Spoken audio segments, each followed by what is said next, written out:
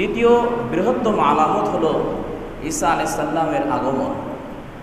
তো এ সম্পর্কেও আমাদের সুস্পষ্ট ধারণা থাকা উচিত এবং আমাদের আকীদাও সহিহ রাখা উচিত। ঈসা আলাইহিস সালাম আল্লাহর নবী এবং আল্লাহর রাসূল। আল্লাহ তাআলা ঈসা আলাইহিস সালামের উপরে ইনজিল কিতাব নাজিল করেছিলেন, যার অস্তিত্ব বর্তমানে পৃথিবীতে নাই। তবে আমরা খ্রিস্টানদের কাছে যে ইনজিল কিতাব দেখি, এটা সেটা নয় যেটা আল্লাহ তাআলা ঈসা আলাইহিস সালামের উপরে নাজিল করেছিলেন, বরং এটা তাদের বানানো, তাদের নিজেদের লিখিত। কোরআন কি কখনো সংস্কার হতে পারে? না। কোরআন রাসূলের উপরে যেভাবে নাজিল হয়েছে হুবহু সেভাবে আমাদের কাছে আছে, একটা শব্দ একটা হরফের পরিবর্তন হয় নাই। কিন্তু খ্রিস্টানদের কাছে যে ইনজিল আছে এটা পরিমার্জিত, সংস্কৃত, কয়েকবার সংস্কার করা হয়েছে, কয়েকবার পরিমার্জন করা হয়েছে এবং অনেক কিছু নতুন করে ঢোকানো হয়েছে, বাদ দেওয়া হয়েছে। তো আল্লাহর কিতাব তেমনটা হতে পারে না। সুতরাং সুস্পষ্টভাবে বোঝা যায় খ্রিস্টানদের কাছে যে ইনজিল কিতাব আছে এটা সেটা নয় যেটা আল্লাহ তাআলা ঈসা আলাইহিস সালামের উপরে নাজিল করেছেন, ওটা হলো তাদের বানানো। বর্তমানে যেটা দেখা যায় তাদের বানানো, এটা বিকৃত। ঈসা আলাইহিস সালামের যারা অনুসারী তাদেরকে বলা হয় নাসারা বা খ্রিস্টান। ঈসা আলাইহিস সালামের মা ছিলেন হযরত মারিয়াম আলাইহিস সালাম। পিতা ছাড়াই, কোনো পুরুষের সংস্পর্শ ছাড়াই, পুরুষের স্পর্শ ছাড়াই, পিতা ছাড়াই আল্লাহর হুকুমে কুদরতিভাবে হযরত মারিয়াম আলাইহিস সালাম ঈসা আলাইহিস সালামকে জন্ম দেন। এটা আল্লাহ তাআলার বিশেষ কুদরত। আল্লাহ তাআলা যেমন দুনিয়াতে মানুষ আসার একটা মাধ্যম দিয়েছেন পিতা মাতা, অর্থাৎ পিতা মাতা উভয়ের সমন্বয়ে পৃথিবীতে নতুন একটা মানবের আগমন ঘটে। কিন্তু আল্লাহ যে পিতা ছাড়াও দুনিয়াতে মানবের আগমন ঘটাতে সক্ষম, এটাই প্রমাণ হয় এই ঘটনা দ্বারা। এই জন্য আল্লাহ তাআলা কোনো পুরুষের স্পর্শ ছাড়াই হযরত মারিয়াম আলাইহিস সালামের গর্ভ থেকে ঈসা আলাইহিস সালামকে জন্ম দেন। তো যখন এই ঘটনা ঘটে, ফেরেশতা এসে হযরত মারিয়াম আলাইহিস সালামকে বললেন আপনার গর্ভ থেকে সন্তান হবে। মারিয়াম আলাইহিস সালাম বললেন কোনো পুরুষ তো আমাকে স্পর্শ করে নাই। ফেরেশতা বললেন এটা আল্লাহর হুকুম, আর আল্লাহ যেটা হুকুম করেন সেটা কার্যকর হবেই।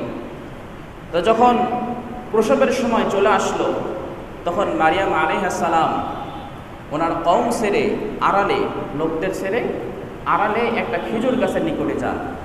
সেখানে যাওয়ার পরে ঈসা আলাইহিস সালামকে প্রসব করেন, জন্ম দেন।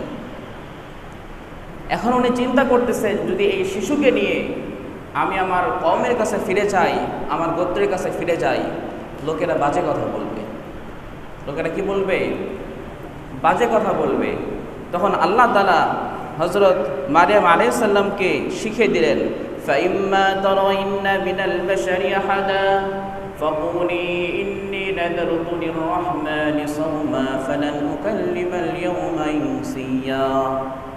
আল্লাহ হযরত মারিয়াম আলাইহিস সালামকে শিখিয়ে দিলেন, হে মারিয়াম, যখন তুমি কোনো মানুষকে দেখবে বলবে আমি রহমানের জন্য রোজা রাখার মান্যত করেছি, ফালান উকাল্লিমাল ইয়াওমা ইনসিয়া, সুতরাং আজকে আমি কোনো মানুষের সঙ্গে কথা বলবো না। আমরা রোজা রাখি, আমাদের খাওয়া নিষেধ, পান করা নিষেধ, স্ত্রী সহবাস নিষেধ, কিন্তু তখন রোজা, চুপ থাকাও রোজা ছিল, সারাদিন কারোর সঙ্গে কথা বলবে না, এটা কি ছিল? রোজা ছিল। তো মারিয়াম আলাইহিস সালামকে আল্লাহ শিখিয়ে দিলেন তুমি রোজা রাখার মান্যত করো এবং বলো ফালান উকাল্লিমাল ইয়াওমা ইনসিয়া, আজকে আমি কারোর সাথেই কথা বলবো না।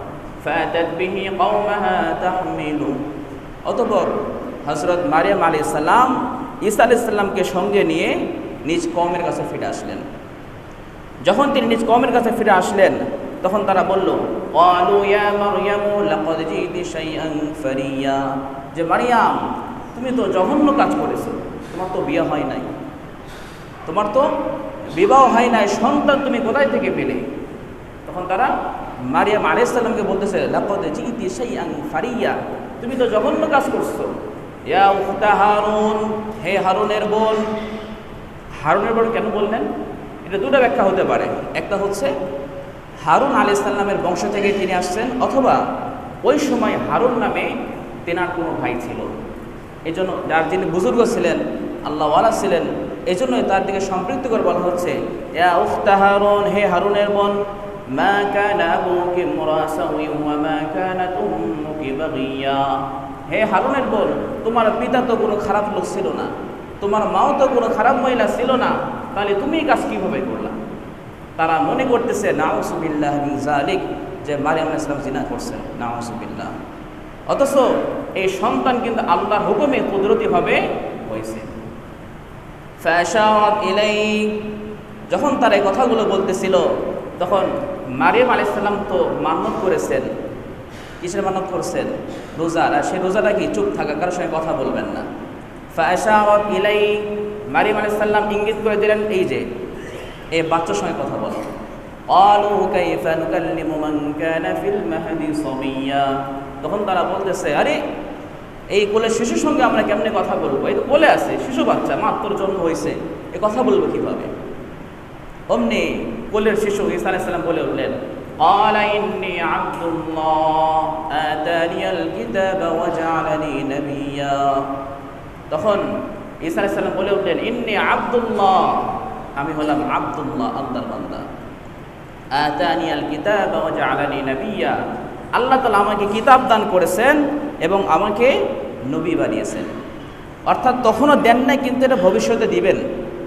যেটা ভবিষ্যতে দিবেন ওটা আগে বলে দিলেন, আতানিয়াল কিতাবা ওয়া জাআলানি নাবিয়্যা, যে আল্লাহ তাআলা আমাকে কিতাব দান করেছেন এবং নবী দান করেছেন। এটাকে আরবি ব্যাকরণের ভাষায় বলা হয় মাজাজ মা ইয়াউল, অর্থাৎ যেটা ভবিষ্যতে হবে সেটা আগে বলে ফেলা।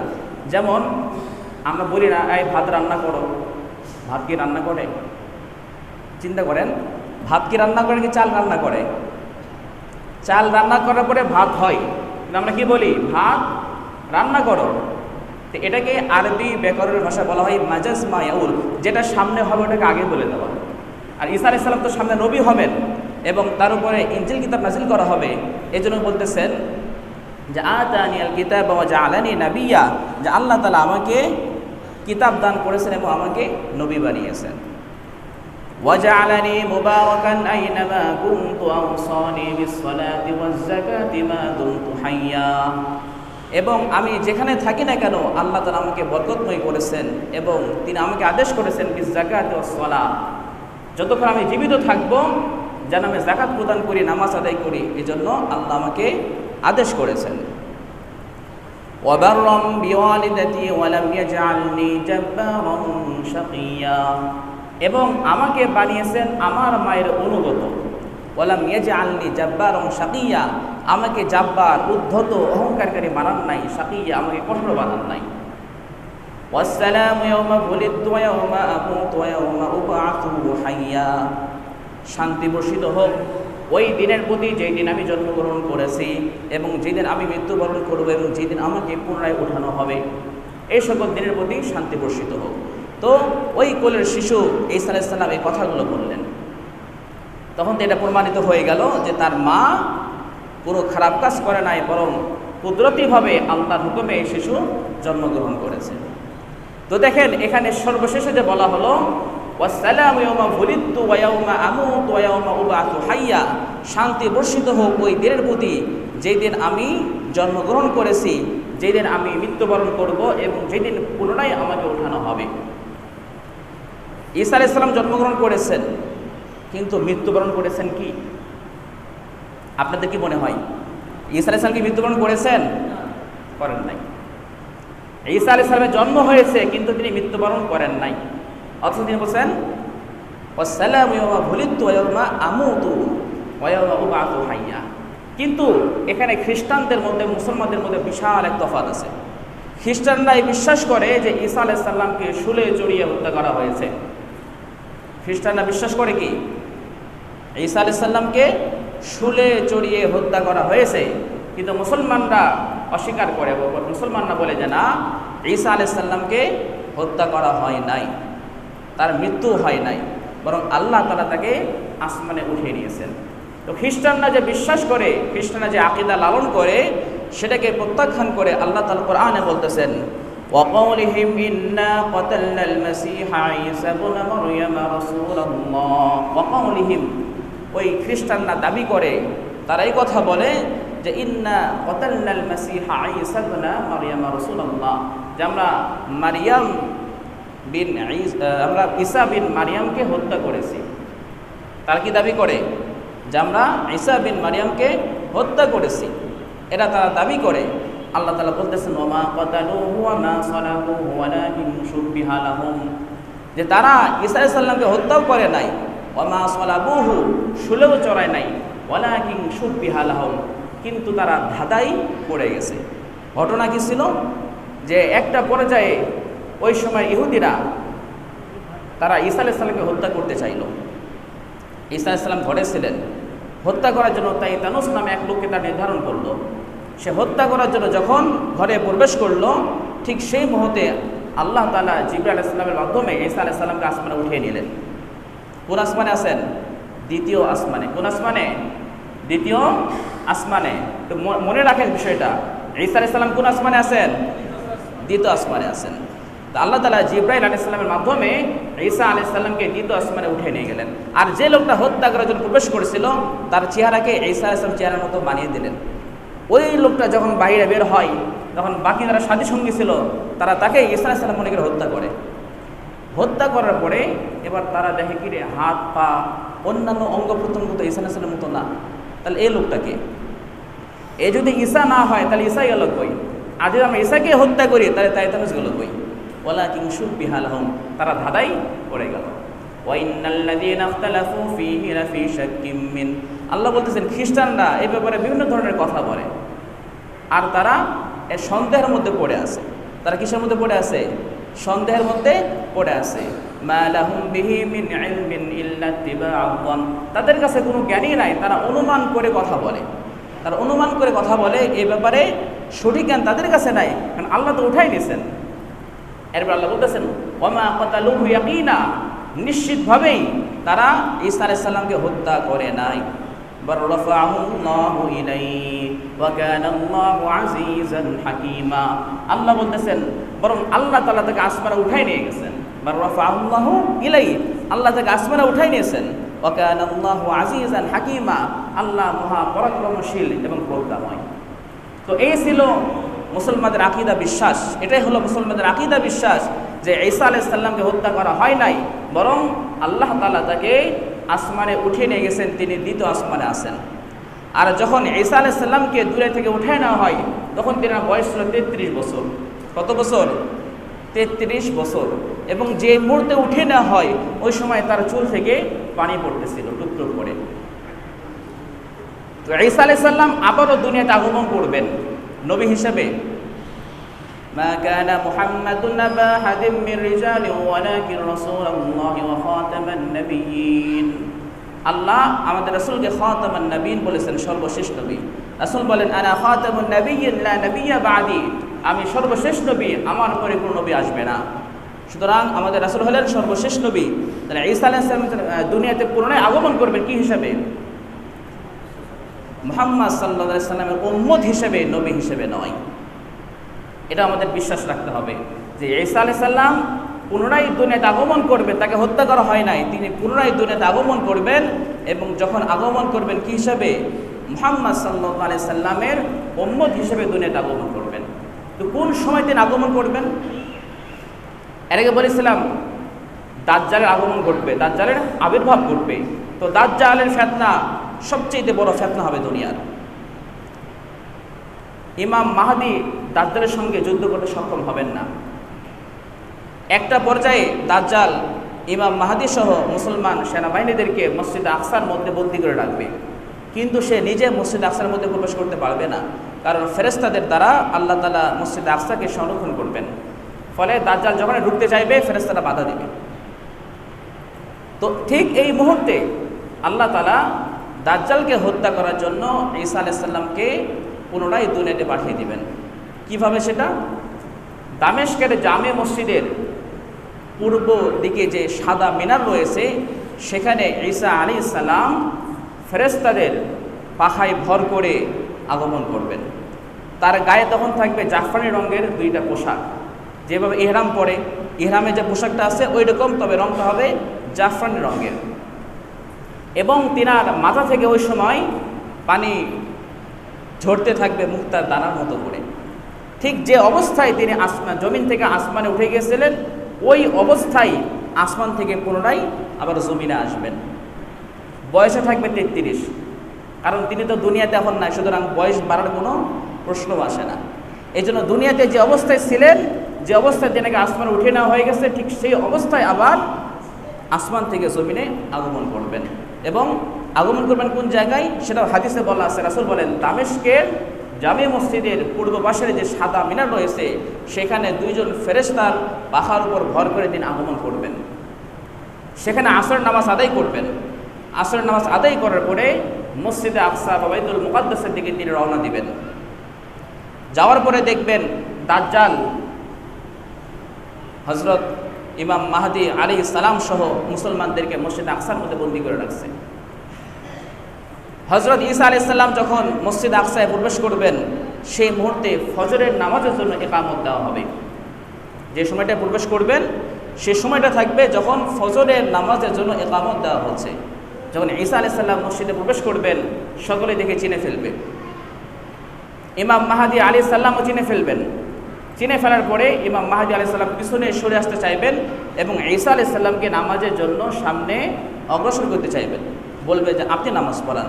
তখন ঈসা আলাইহিস সালাম বলবেন, লা ইন্না বাযুকুম আলা বাযিল উমারা, নিশ্চয় আমির তোমাদের মধ্যে থেকেই হবে, আর এটাই হলো উম্মতে মুহাম্মাদির ফজিলত। সুবহানাল্লাহ। উম্মতে মুহাম্মাদি এত বেশি ফজিলত যে ঈসা আলাইহিস সালাম যিনি নবী ছিলেন কিন্তু আসবেন উম্মত হিসেবে, উনি থাকা অবস্থাতেও এই উম্মতে মুহাম্মাদের একজন উম্মত, তিনি নামাজের ইমামতি করবেন আর তিনি পিছনে থাকবেন। এটা কেন হলো? এটা উম্মতে মুহাম্মাদির ফজিলত। ফজরের নামাজ আদায় করবেন।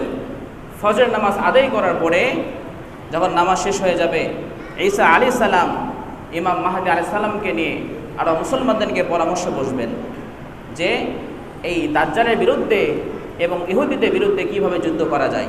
পরামর্শ করবেন, কৌশল অবলম্বন করা যায় সেগুলো তারা আলোচনা করবেন। আর ওই মুহূর্তে দাজ্জালের সঙ্গে থাকবে 70,000 ইহুদি। কত থাকবে? প্রায় 70,000 ইহুদি থাকবে দাজ্জালের সঙ্গে, যারা মসজিদে আকসাকে পুরোটা ঘিরে রেখেছে মুসলমানদের হত্যা করার জন্য। যখন আলোচনা শেষ হয়ে যাবে, তখন হযরত ঈসা আলাইহিস সালাম বলবেন, দরজা খুলে দাও। যখন দরজা খুলে দিবে, দাজ্জাল যেই মাত্র ঈসা আলাইহিস সালামকে দেখবে, অমনি সে পালাতে শুরু করে দিবে। কি করবে? দাজ্জাল ঈসা আলাইহিস সালামকে দেখা মাত্রই পালাতে শুরু করে দিবে। কারণ দাজ্জাল খুব ভালো করেই জানে যে ঈসা আলাইহিস সালামের সঙ্গে লড়ার তার ক্ষমতা নাই। আল্লাহ তাআলা সে সময় ঈসা আলাইহিস সালামকে একটা বিশেষ শক্তি দান করবেন, যা ইতিপূর্বে কারো ছিল না। সেই শক্তি কি? মুসলিম শরীফের হাদিস আছে, রাসূলুল্লাহ সাল্লাল্লাহু আলাইহি ওয়াসাল্লাম বলেন, লা ইয়াহিল্লু লিকাফিরিন ইয়াজিদু রিহা নাফসি ইল্লা মাতা। ঈসা আলাইহিস সালামের নিঃশ্বাস যেই ইহুদির গায়ে লাগবে সে মারা যাবে। ঈসা আলাইহিস সালামের নিঃশ্বাস যে ইহুদির গায়ে লাগবে সে সঙ্গে সঙ্গে মারা যাবে। ওয়া নাফসুহু ইয়ানতাহি হাইথু ইয়ানতাহি তারফুহু। আর ঈসা আলাইহিস সালামের নিঃশ্বাস কত দূর যাবে? যত দূর দৃষ্টি যায়। ঈসা আলাইহিস সালামের দৃষ্টি যত দূর যাবে তত দূর তার নিঃশ্বাসও যাবে। আর এই নিঃশ্বাস যে ইহুদির গায়ে লাগবে সে তৎক্ষণাৎ মারা যাবে। সুতরাং কোনো ইহুদি ঈসা আলাইহিস সালামের ধারে কাছেও আসতে পারবে না। এটা ঈসা আলাইহিস সালামের বিশেষ শক্তি থাকবে। এরপরে ঈসা আলাইহিস সালাম দাজ্জালকে তাড়াতে শুরু করবেন, ধাওয়া দেওয়া শুরু করবেন। দাজ্জাল তো পালাইতেছে। তো যুদ্ধের ময়দানে যখন সেনাপতি পালাইয়ে যায়, তখন সৈন্যদের কাজ আছে। যুদ্ধের ময়দানে যখন সেনাপতি পালাই গেল, সৈন্য আর কি করবে? তারাও পালাতে শুরু করে দেয়। তো যখন দাজ্জাল পালাতে শুরু করে দিল, তখন 70,000 ইহুদি তারাও পালাতে শুরু করে দিবে। ঈসা আলাইহিস সালাম দাজ্জালের পিছনে তাকে তাড়া করবেন। তাড়া করতে করতে ফিলিস্তিনের বাবে লুত নামে একটা জায়গা আছে, সেটাও হাদিসে বলা আছে। ওই বাবে লুত নামক স্থানে দাজ্জালকে বর্ষার আঘাতে হত্যা করবেন। আর এইদিকে ইহুদিরা বিভিন্ন জায়গায় পালাতে থাকবে। কখনো এটা পাথরের আড়ালে লুকিয়ে থাকবে, কখনো গাছের আড়ালে লুকিয়ে থাকবে। সেই বিষয়টা রাসূলুল্লাহ সাল্লাল্লাহু আলাইহি ওয়াসাল্লাম বলতেছেন, মুসলিম শরীফের হাদিস, ফায়াকুলুল হাজারু ওয়া ফিশ শাজারু ইয়া মুসলিমু ইয়া আব্দুল্লাহ হাযা ইয়াহুদিয়্যুন খালফি ফাতাআল ফাকতুলহু। তখন আল্লাহ তাআলা ওই পাথরের ওই গাছের জবানকে খুলে দিবেন। তখন পাথর বলবে, হাযা ইয়াহুদিয়্যুন ইয়া মুসলিমু ইয়া আব্দুল্লাহ, হে মুসলিম, হে আল্লাহর বান্দা, হাযা ইয়াহুদিয়্যুন খালফি, এই দেখো ইহুদি আমার পেছনে লুকিয়ে আছে, ফাতাআল, তুমি আসো, ফাকতুলহু, হত্যা করো। আল্লাহ তাআলা পাথরের জবানকে খুলে দিবে। আল্লাহ তাআলা গাছের জবানকে খুলে দিবে, গাছও বলবে ফায়াকুলুল হাজার ফায়াকুলুশ শাজার, গাছ বলবে ইয়া মুসলিম ইয়া আব্দাল্লাহ, হে মুসলিম, হে আল্লাহর বান্দা, হাযা ইয়াহুদিয়ুন খলফি, এই দেখো ইহুদি আমার পিছনে লুকিয়ে আছে, ফাতাআল, তুমি আসো, ফাকতুলকে হত্যা করো। এভাবে আল্লাহ তাআলা পাথরের জবানকে খুলে দিবেন, গাছের জবানকে খুলে দিবেন, তারা ইহুদিদেরকে বলে দিবে পরিচয়। তখন মুসলমান ওখান থেকে ইহুদিদের টেনে টেনে বের করে হত্যা করবে।